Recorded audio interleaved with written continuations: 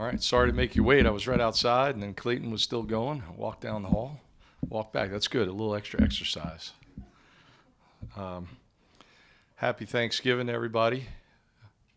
Grateful for you guys, and look forward to opportunities like this to chat with you guys every week or so. So, one thing I think it would be okay to share is Derek Moore, who's our Executive Director, Player Development, does such a great job with our team year-round. And he started this project several weeks ago where we basically got assigned another team member, staff member, and then have had weekly meetings with that person since then, different topics to cover and that type of thing. And so just randomly, I got Mario Anderson.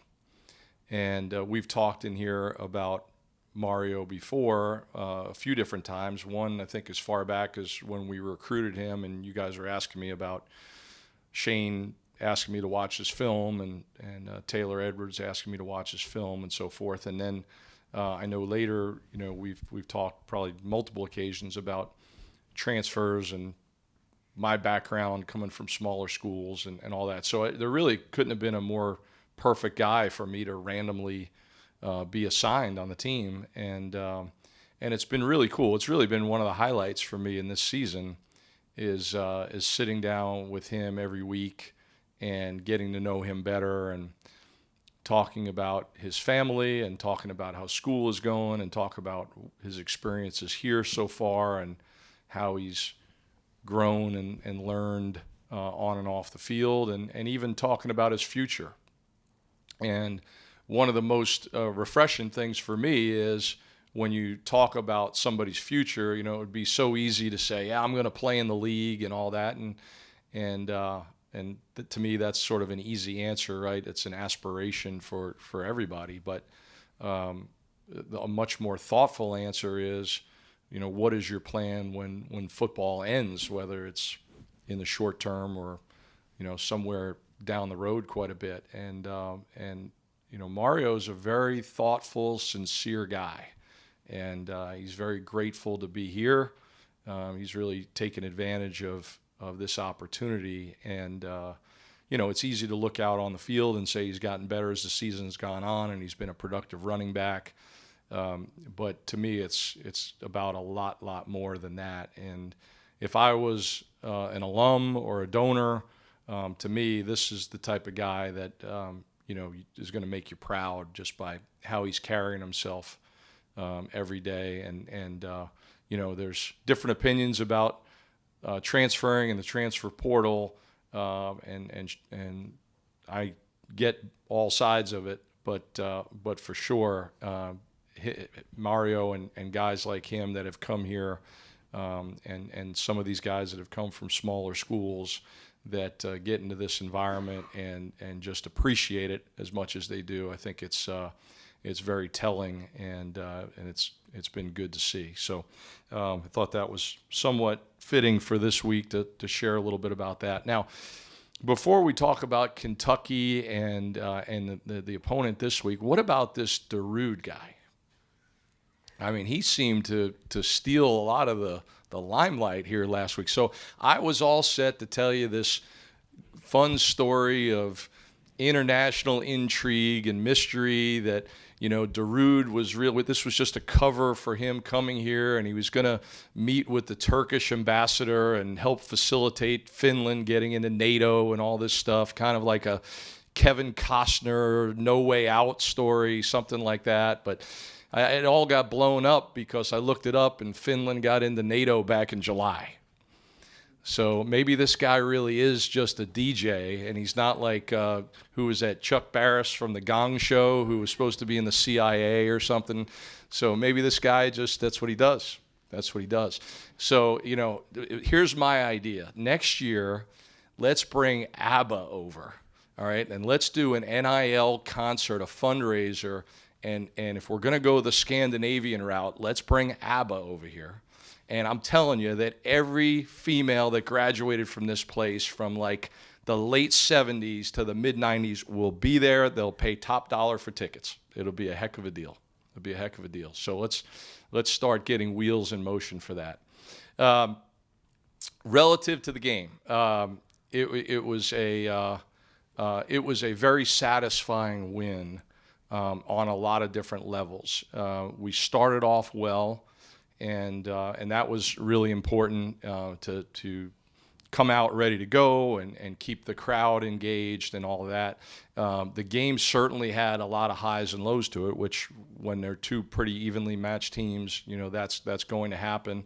We had to overcome a lot of adversity at different points, but we found a way to finish strong. And it was something I think we've been searching for a lot this year, which is complementary football in all three phases, chipping in and sort of pulling their weight at different times, carrying their weight, and then your best players playing well when the game's on the line, your veteran guys stepping up. And you could certainly point to all three phases, whether it was the defensive line and Tonka Hemingway, whether it was Spencer and Xavier, or whether it was our specialists, right? Kai did a nice job flipping the field position and got back into more of a rhythm that we hoped he could get into. Mitch hit a big field goal and did a nice job with kickoffs, with one exception. And the mishit kick he had, he actually flew down there and made the tackle on the 25-yard line.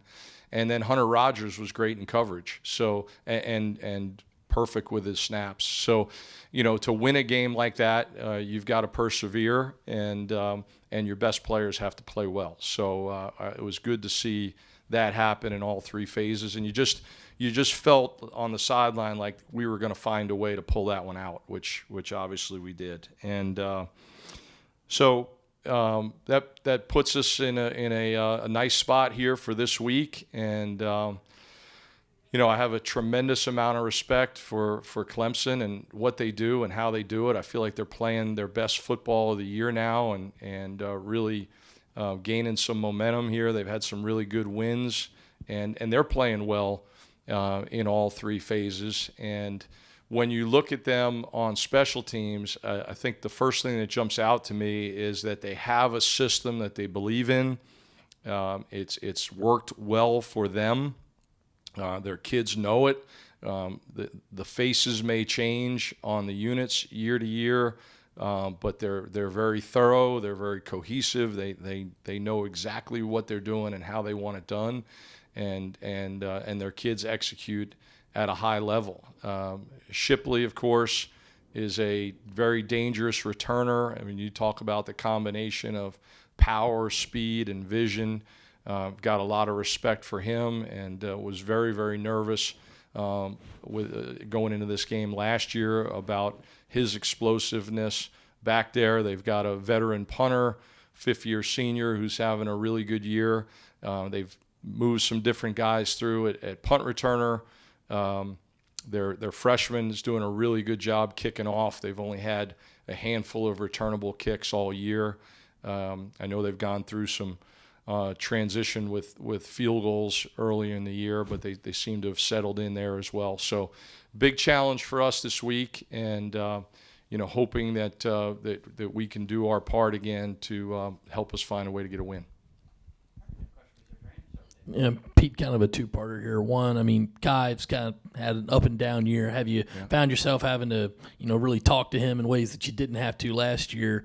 And two, because it's the Clemson game and he was so good last year during that game, have you seen maybe a little bit extra juice out of him this year, this week?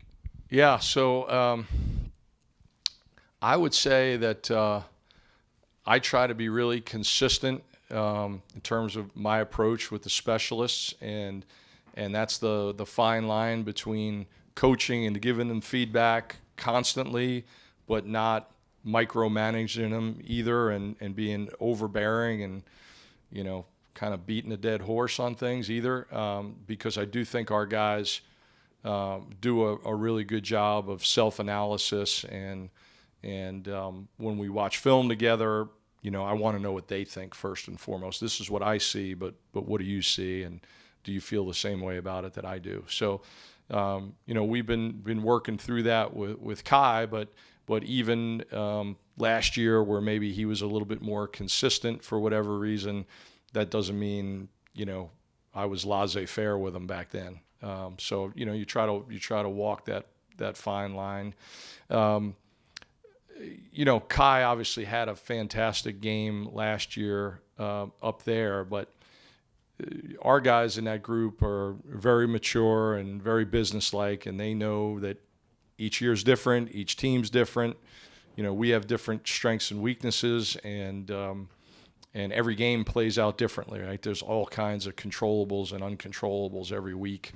Weather and field position and, a gajillion other things that could affect, how the ball bounces, so to speak. So hopefully coming off a good week last week, there's a little bit of momentum.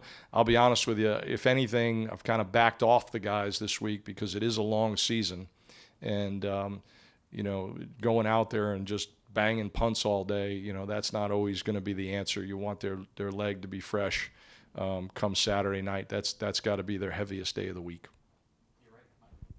Pete, you mentioned Hunter Rogers, and I know he was named the producer for you guys for the week, and just the impact that he's been able to have over the course of the season, especially when he's able to get that release off the line, and the refs, anyway, don't want to get you in trouble. But my point being is we saw him this past weekend, makes a couple tackles, makes some big plays where he downs it inside the 10. What has it been his impact towards the team? Because I think that's a position people overlook a lot, but obviously, as you know, it's very important from multiple reasons. Yeah, no question. I mean, first and foremost, his snaps are very, very quick getting back there. And so the difference between a snap that's being caught by the punter at, say, 14 yards, that's 0.66, 0.67, 0.68, which his often are, compared to a snapper who's an extra tenth of a second on that same snap that's 0.77, 0.78. When you're looking at attacking that opponent's punt unit, when you're seeing those operation times as low as ours are, you're probably having second thoughts about even going after it, because even if you scheme it up great, are you still going to get there? Because that operation is so quick between the snap, the catch, and the punt, and that is really a critical part of it, because when you're seeing slow operation times, your mouth starts watering a little bit about going after somebody. So that's the first thing that Hunter does so well. And then the second part is that he's basically like an extra gunner in coverage. And without getting into too much detail on scheme, I mean, that's sort of how we're set up, that our long snapper is another first wave cover guy down the field, and Hunter runs well enough. He's probably a legitimate 4.7 guy getting down the field, and so you have to make sure that you're aware of him, and so a lot of teams that would like to bail a guy out of the box and double a gunner down the field can't do it against us, because they have to be aware of Hunter Rogers, and so that puts your gunners in better shape to get down the field and make plays, which I'd be remiss if I didn't mention Marcellus Dial stepping in and playing well at gunner last week. And you probably saw him out there wearing number 47, because there were times that he and Josh Simon were on the field at the same time. So, if you see me ever retire early, the double numbers will probably be part of what factors into that decision. But we managed to make that work, and Marcellus, stepped in and did a really nice job. And, we were thin at corner. We've had some injuries to guys that play gunner and or corner on our punt pressure unit. So, you're asking guys to step up. And in some cases, you'd love maybe as a younger guy ready to step in and do that. But if the answer to that is not really, then you've got to ask one of these veteran guys who might be playing 70 snaps on defense to shoulder some extra burden, which Dial did last week. Did you have any kind of taglines or slogans for your ABBA NIL concert? You got to give me some time, but it would definitely involve them arriving in one of those old Saab 900 convertibles. the real rounded. I mean, I love make it a turbo, make it a turbo. So I'd love to have one of those someday. Now it would probably break down about every 2 weeks, but it'd still be worth it. Yeah, why not? Right. We didn't see Mitch or Kai on the senior walk list. I guess that probably means you'll have both of those guys back next year. What does that mean to you? What has the conversation been like with those guys from that standpoint? Sure. Well, they love this place, and they enjoy being a part of this program, and they've had really good experiences here, starting off academically, socially. They've embraced Columbia, and I think Columbia's embraced them, which is great. And then I think their football experience. I know I'm not putting words in either of their mouth. They got to put up with me every day, so that's not easy. But I do think they enjoy the emphasis that we put on special teams here these last 3 years, and they see the meaningful role that they've been able to play. And you never say never. The NFL could come along or whatever, but I do think that they're making the most of this experience in every way, athletically, academically, socially, and that's what you want to see guys do. I mean, this is a great opportunity that thousands and thousands and thousands of kids would love to be here in their shoes. And when you see guys that appreciate it and value it and are trying to give back, I mean, those guys are always doing community service and anything else you need them to do, they're more than willing. So and they're both pretty decent golfers too. So the weather's pretty good for that around here. How, as a head coach, did you handle rivalry week? So I think rivalry weeks tend to take on the personality of the head coach a little bit. And so for me, I always tried to be as consistent as I could be. I didn't want to be a whole lot different during Lehigh Lafayette week than I was during Lehigh Colgate week, because they're all important. And I think a lot of times if you make too big of a deal of it, then it gets too emotional and it draws you away from the task at hand, which is playing well and falling back on your training and executing the game plan at a high level and those types of things. It should mean more. It is a big game, but I think sometimes a little bit more understated approach to that is better from my experience when it comes to the actual preparation of the team, and then the ability to play consistently at a high level through 4 quarters, rather than coming out, storming with emotion and then it tailing off over the course of the game. And I've seen that happen too. I remember one year going over to Lafayette, and we came out strong, and then for whatever reason, didn't make some plays down the stretch, and ended up losing a close game. So that's my 2 cents on it, and I like the way Shane's approached it this week. Hey Pete, you mentioned earlier that Clemson has had some transition at the field goal kicker spot this season. At any of your stops over your career, have you ever been in a situation where you had to go off the roster during the season to get a specialist? I have not, but I give them credit for their creativity there, and you got to sometimes think outside the box and find unusual ways to get the job done, right? And I think a good coaching staff and a good administrative staff is going to look for answers and not just sit back and say, okay, this is where we're at. And that doesn't mean that the guy that you replaced you just push aside. You obviously want to keep coaching and developing and all that stuff and finding meaningful roles for that guy, which they certainly have.